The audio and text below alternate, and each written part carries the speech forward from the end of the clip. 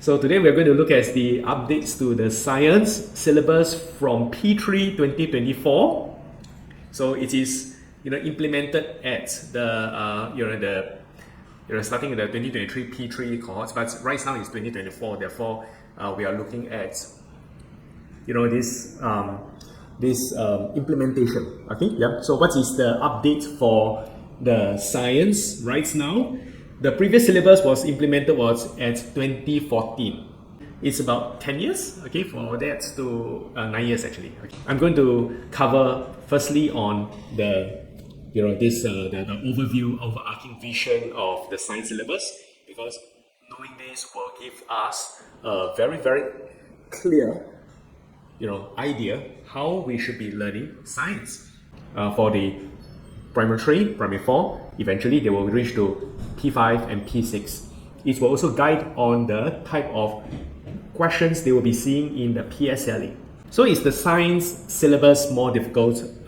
In a way, if you are more prepared for it, it's not going to be that difficult if you are, just a quick introduction about myself, right? These are some of the books that I've written previously, okay? You can still find them in popular bookstores. So, including this, my pals are here, P3 and 4 textbook. There's this Science of Success, P3 and 4, as well as P5 and 6, and PSLE Science, Examiner Secrets Reviewed. I've also written the answers to the 3-year series for PSLE Science. Okay, so we do have like the previous vision. We need to do a comparison. Okay, previously we talked about knowledge acquisition, which is important here. All right, you see here, knowledge acquisition.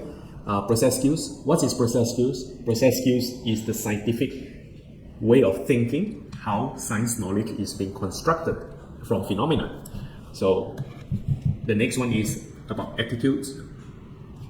Sorry, it's attitudes, not altitude, right? It's supposed to be attitude here, right? T. So ethics and attitudes. So that's the previous one. So let's have a look at the current one. The current 2023 version has the new vision, which is the 3 In's. I-N. Inspire, inquire, and innovate. You can see it over here. Innovate, inspire, inquire. Now, just to put it in a nutshell, what do we mean by inspire, inquire, and innovate? It sets the tone for how the questions are going to be set. And the first one you see under inspired by science, I'm going through this so that you don't have to go into the details. I'm pointing out the evidence. So students are supposed to be fascinated by everyday phenomena based on scientific connections and how science helps solve many of our global challenges. So you can actually see that this is about curiosity. Okay, I'm just going to write here. Curiosity. So inspire, curiosity. The next one, which is to inquire, we know that is scientific inquiry. Now, scientific inquiry again is still the main core in terms of the how science knowledge is constructed. Therefore, students have to think in that manner. Next, we talk about innovation. Now, innovation, we are looking at creative solutions.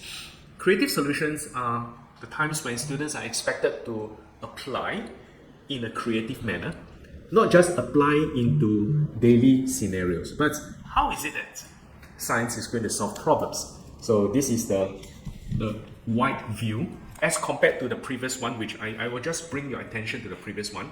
It's about more on the learning side, whereas for now, it is more on being an active learner in science, being a young scientist.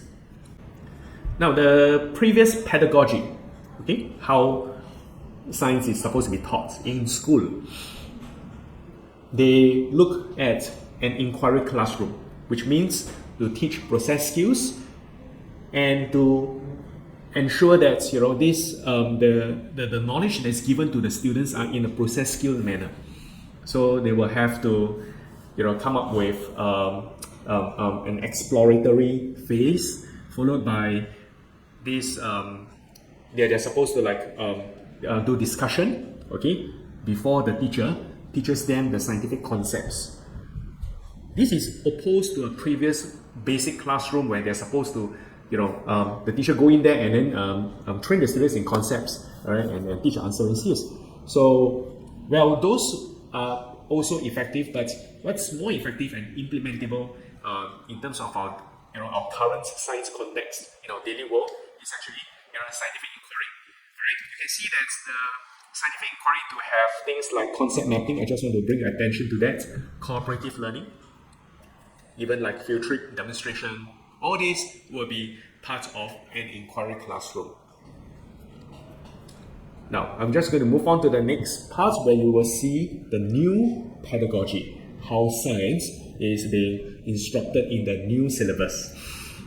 It is based on student-centered inquiry. As mentioned, inquiry is still important, and investigation.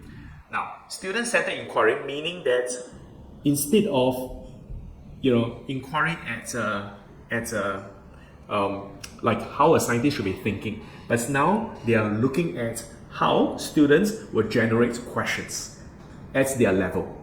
So one of the parts which is very important for all parents and students to take notes is number one, the posing of questions and defining problems.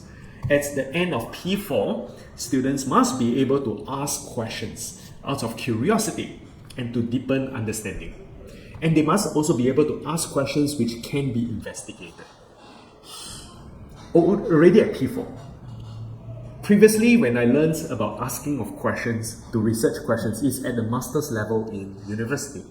But you can see that they are introducing the concept at the primary school level right now.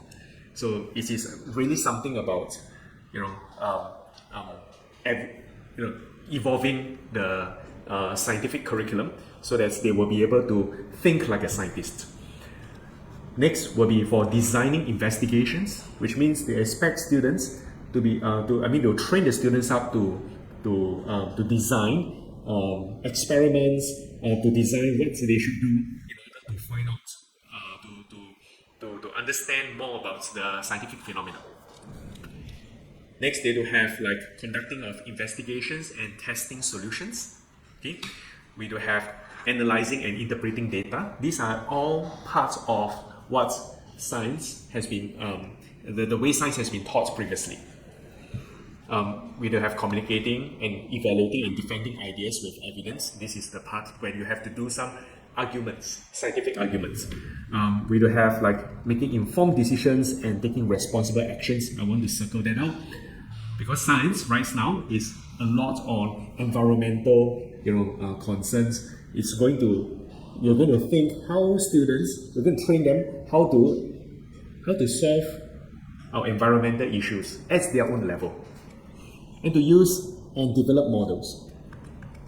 Now, this last part actually is also very crucial, which is construct explanations and designing solutions. This is the part where you have to be creative. We talk about creative application.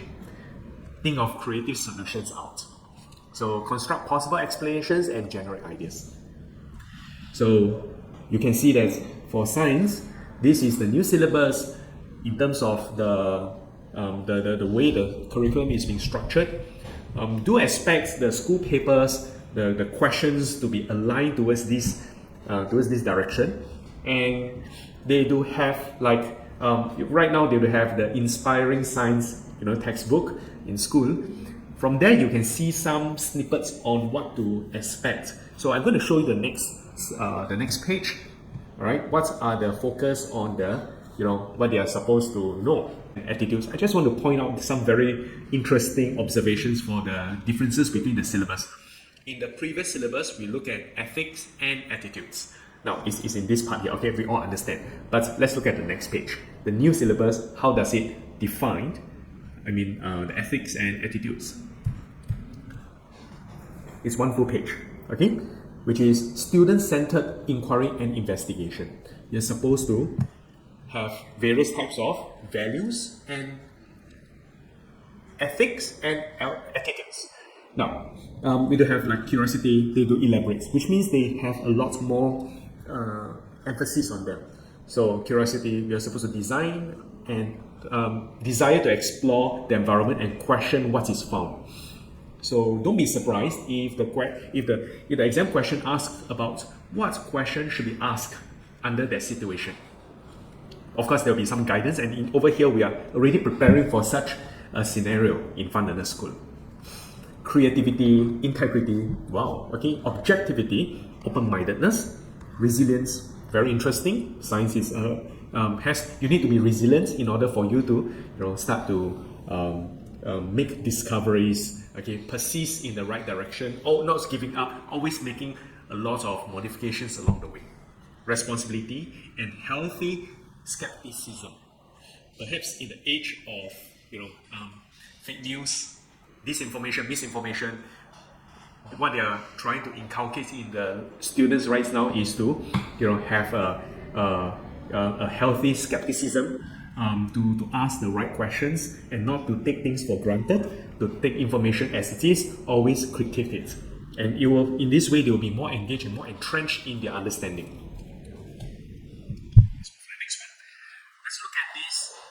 This part here, this is what I want to show you, is that the learning outcomes for this diversity for start. If you look at the first part, living things need water, food, and air to survive. They grow and respond and reproduce. This is what they call the characteristics of living things. This is a much reduced version compared to previous syllabus. Previous syllabus has got more. Need air, food, and water. Grow, respond, reproduce, can die. Okay. They also have they call this the 5 characteristics of living things. And also there's also one more. They move from place. They can move, right? They can move, right? So in the old syllabus we look about moving. In the new syllabus, they actually have a more reduced, more condensed characteristics. Well, I'll just leave this observation like that for now, the first difference. Okay, there's some fundamental difference. But what's more important is students must show curiosity by questioning and exploring the surrounding living and non-living things, and must show care and concern of being responsible towards living things. This is what I can show you on the syllabus, but in the actual textbook, when they talk about they need water, food, and air, they actually have more explanation. Not just you need air, food, and water. They will need you to understand and explain why air, why food, why water. Okay? Why do we need air? We need air to breathe. We need air to survive, because without air, we will not be able to survive more than a few minutes. Why do we need water? We need water to cool our bodies down. We need water to get rid of waste from our body. We need water for various body functions, to digest our food, for blood circulation. All these are the purposes of water. Why do we need food? We need food for energy. So it's not just to know simple facts now. They must give the reasoning, the rationale. So all this while, even before the previous syllabus, current syllabus, we talk about science. The focus should be on reasoning. Okay, even now it's actually moving closer and closer towards this, this very, very important ideal. Okay, strategy for learning. Or look at anything. So can we still use the old syllabus assessment books or guidebooks from Mong Yok Lan? In a way, yes. The fundamental questions are still there. Okay, the content, there's slight differences which you may have to adapt along the way. In the previous syllabus, they cover a bit more on the a bit more widespread on the knowledge, but the current syllabus will focus on understanding. So everything is more or less you can still apply. Okay, there's like 85% difference. Okay, 85% will be retained, but 15% differences in terms of the contents based on what I've seen so far.